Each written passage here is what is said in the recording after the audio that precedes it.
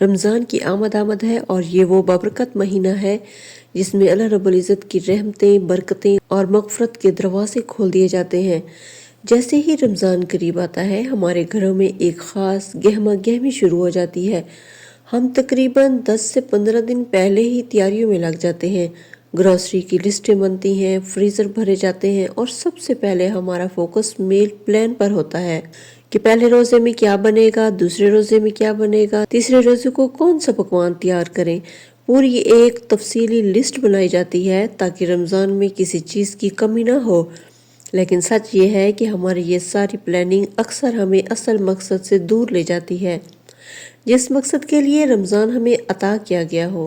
آج کل اگر ہم سوشل میڈیا، ٹی وی یا کسی بھی پلیٹ فارم کو دیکھ لیں تو ہر جگہ کھانے پینے دھوم مچی نظر آتی ہے۔ جامع شیری کے ایڈز، فروٹ چاٹ، دہی بلے، مختلف چکن ڈشز اور مثالوں کی بھرمار۔ ہر طرف صرف افطاری اور سحری کے پکوانوں کا شور ہے۔ بہت کم ہمیں یہ پیغام دکھائی دیتا ہے کہ رمضان اصل میں اللہ تعالیٰ عبادت، قرآن سے تعلق مضبوط کرنے اور اپنی روح کو پاک کرنے کا مہینہ ہے۔ اللہ رب العزت نے اس مہینے میں شیطانوں کو قید کر دیا تاکہ ہم زیادہ سے زیادہ نیکیاں کما سکیں، زیادہ سے زیادہ اللہ کے قریب ہو سکیں۔ لیکن ہم کیا کرتے ہیں؟ ہم سارا دن کچن میں گزارتے ہیں، پکانے اور سجانے میں لگے رہتے ہیں۔ افطاری کی تیاریوں میں اتنے تھک جاتے ہیں کہ نماز، تلاوت اور ذکر کے لیے وقت ہی نہیں بچتا۔ یوں محسوس ہوتا ہے جیسے رمضان ہمارے لیے عبادت کا مہینہ نہیں بلکہ ایک فوڈ فیسٹیول بن گیا ہو۔ بسم اللہ الرحمن الرحیم۔ السلام علیکم، welcome back to my YouTube channel, welcome back to اندر ویڈیو۔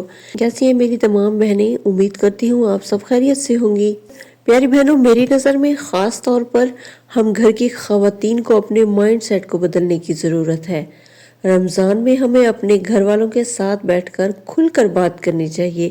ہمیں انہیں یہ سمجھانا چاہیے کہ یہ مہینہ صرف لذیذ پکوانوں کے لیے نہیں بلکہ اللہ تعالیٰ کی رضا حاصل کرنے کے لیے ہے۔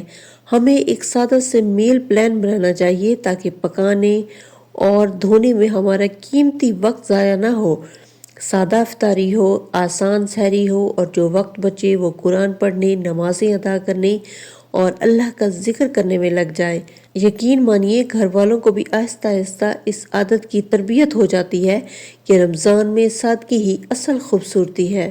لاسٹ رمضان ہم سے بھی کچھ کوتاہیاں ہوئی ہیں۔ ہم نے عبادت کو کم ٹائم دیا اور دوسرے کاموں میں اپنا زیادہ وقت ضائع کیا، لیکن اس بار میں نے پکا ارادہ کر لیا ہے کہ میں خود کو بدلوں گی۔ میں اپنے وقت کو بہتر طریقے سے منظم کروں گی۔ غیر ضروری کام میں نے بالکل نہیں کرنے اور میں نے خود کو ان میں الجھانا نہیں ہے اور زیادہ سے زیادہ وقت اللہ رب العزت کی عبادت میں گزارنے کی میں کوشش کروں گی انشاءاللہ۔ آپ بھی یہی عہد کر لیں۔ دیکھیں پیاری بہنوں، رمضان تو ہمیں ہر سال نہیں ملتا نا، یہ ایک خاص مہمان ہے جو آتا ہے تو اپنی رحمتوں کے خزانے ساتھ لے کر آتا ہے۔ میری تمام بہنوں سے یہ گزارش ہے کہ آپ اپنے گھر والوں کے سامنے ڈٹ جائیں، پیار اور حکمت کے ساتھ انہیں سمجھائیں کہ رمضان میں 5 وقت کی نماز کو لازم کرنا ہے، قرآن سے تعلق جوڑنا ہے اور زیادہ سے زیادہ عبادت کرنی ہے۔ آپ کے گھر میں ہیلپر ہیں تو ان کا بھی خیال رکھیں، وہ بھی مسلمان ہیں، وہ بھی روزے رکھتی ہیں، ان کے بھی عبادات کے حقوق ہیں، ان پر غیر ضروری بوجھ نہ ڈالیں، ان کا وقت بھی قیمتی ہے۔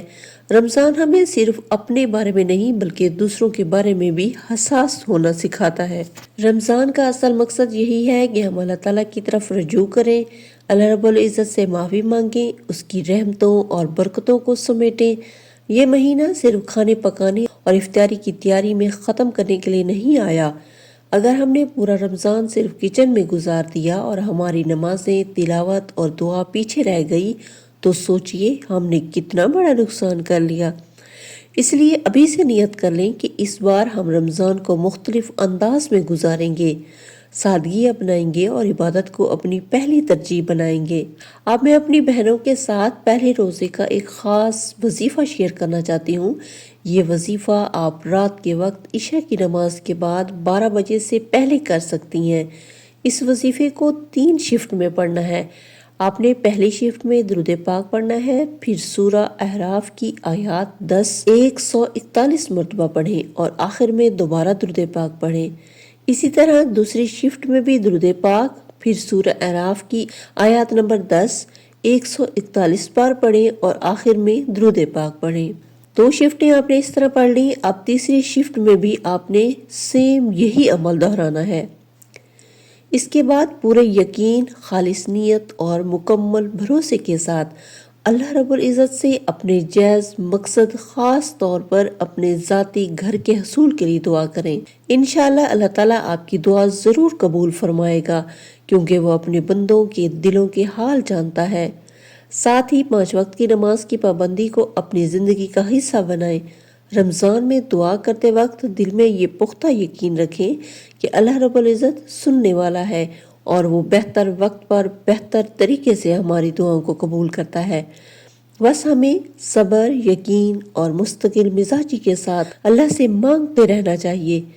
آج ہی اپنے دل میں یہ عہد کر لیں کہ ہم غیر ضروری چیزوں پر توجہ نہیں دیں گے، سادہ سا کھانا رکھیں گے، افطاری کو آسان بنائیں گے اور اپنا زیادہ سے زیادہ وقت اللہ رب العزت کی عبادت میں لگائیں گے۔